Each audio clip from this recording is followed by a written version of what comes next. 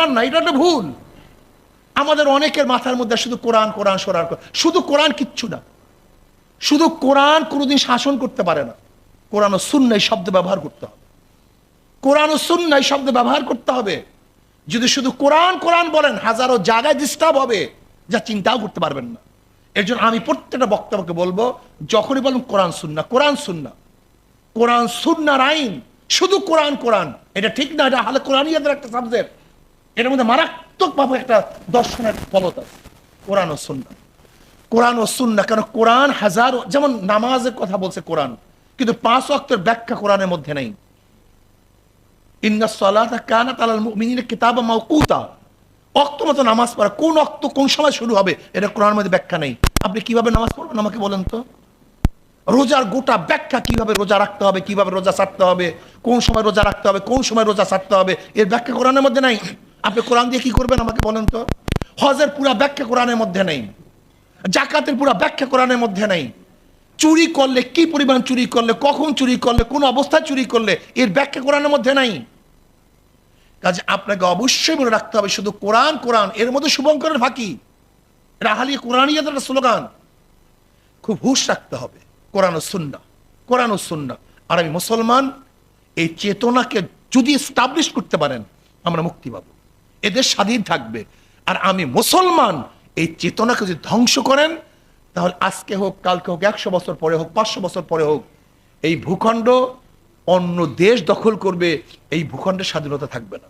কাজে আসুন, ইসলামকে ধারণ করে, ইসলামী আদর্শকে ধারণ করে যদি আমরা ইনশাআল্লাহ চলতে পারি, তাহলে 47-এ যে স্বাধীনতা পেয়েছিলাম এবং ব্রিটিশদের বিরুদ্ধে যে আন্দোলন করেছিলাম, একত্রে যে উদ্দেশ্যে আন্দোলন করেছিলাম, সাম্য, মানবিক মর্যাদা এবং সামাজিক ন্যায় বিচার, এবং আমরা 2024-এ আন্দোলন করেছিলাম বৈষম্য বিরোধী আন্দোলন, যদি কোরআন ও সুন্নাহর আইন আমরা বাস্তবায়ন করতে পারি, তাহলে ইনশাআল্লাহ যুগে যুগের যে রক্ত এবং যে জীবন আমরা দিয়েছিলাম, সেটা ইনশাআল্লাহ অবশ্যই আমরা অর্জন করতে পারবো। কাজে আল্লাহ আমাকে এবং আমাদের সবাইকে ইসলাম হুকুমাত কায়েম করার তৌফিক আল্লাহ আমাদের সবাইকে দান করেন। বিল্লাহি মিনাশ শাইতানির রাজিম, বিসমিল্লাহির রহমানির রহিম।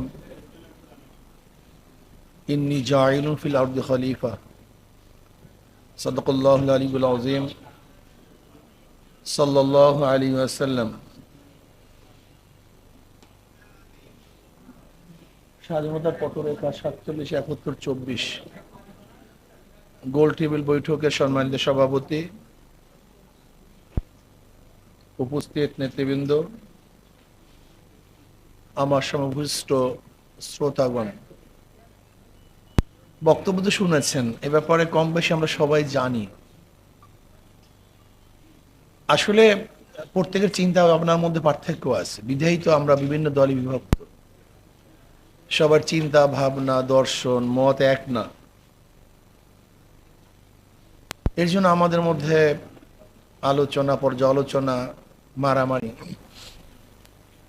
বিভিন্ন ঘটনা প্রতিদিন ঘটবে। এটা এমন না যে বন্ধ হয়ে যাবে, প্রতিদিন ঘটতেছে, ঘটতে থাকবে।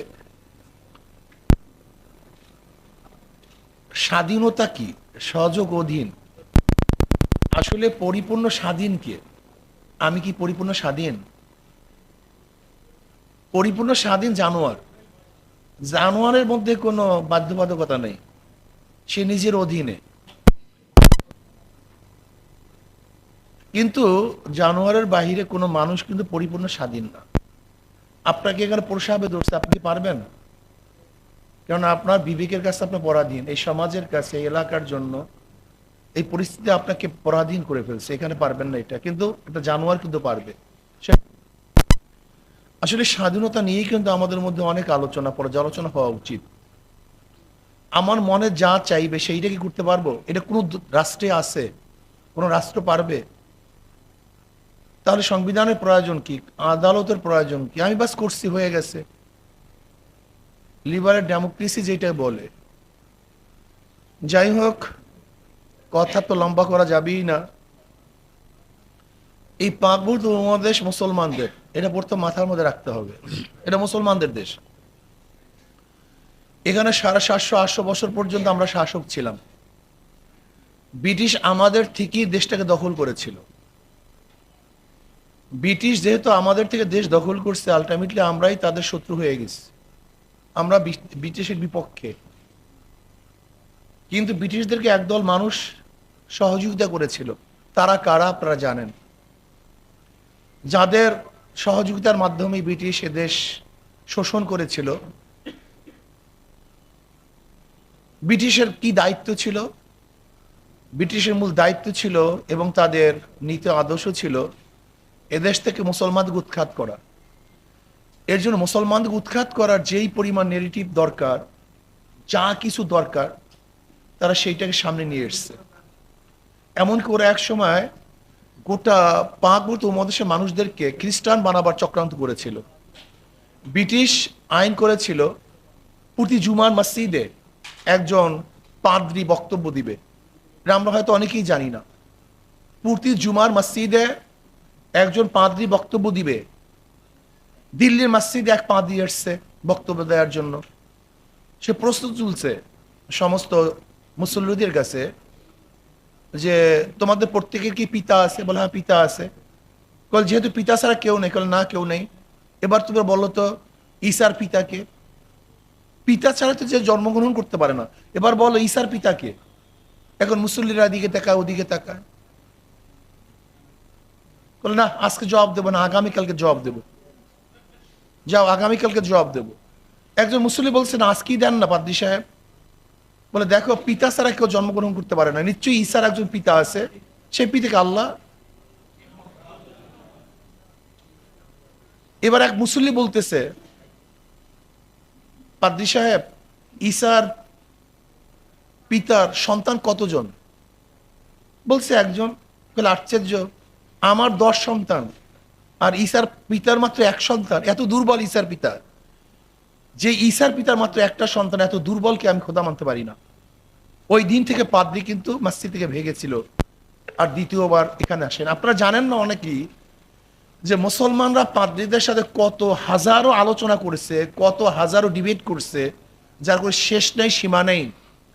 কারণ তাদের টার্গেটটা ছিল মুসলমানদের মাথার থেকে ইসলামকে সরিয়ে দেওয়া। এটা মূল টার্গেট, চেতনাকে সরিয়ে দেওয়া। এই চেতনাটা কি ছিল? মুসলমানের চেতনার কারণেই মাত্র মোহাম্মদ বিন কাসিম 712 ঈসাই সালে 5000 সৈন্য নিয়ে রাজা দাহিরের 1 লক্ষ সৈন্যের বিরুদ্ধে বিজয় কেন হয়েছিলেন, সেই চেতনাটা কি ছিল, এটা আপনাকে মনে রাখতে হবে। তারিক বিন জিয়াদ মাত্র 5000 সৈন্য স্পেন কিভাবে দখল করেছিল, সেই চেতনাটা কি ছিল, আপনাকে মনে রাখতে হবে। বদরের ময়দানে মাত্র 313 জন বিশাল বাহিনীর বিরুদ্ধে কোন চেতনা উজ্জীবিত হয়ে বিজয় অর্জন করেছিলেন, সেটা মাথায় রাখতে হবে।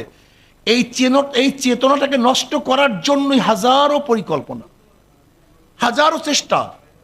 এই শুধু আমার চেতনাটা কি? আল্লাহুম্মা আমিন। রব্বানা যালামনা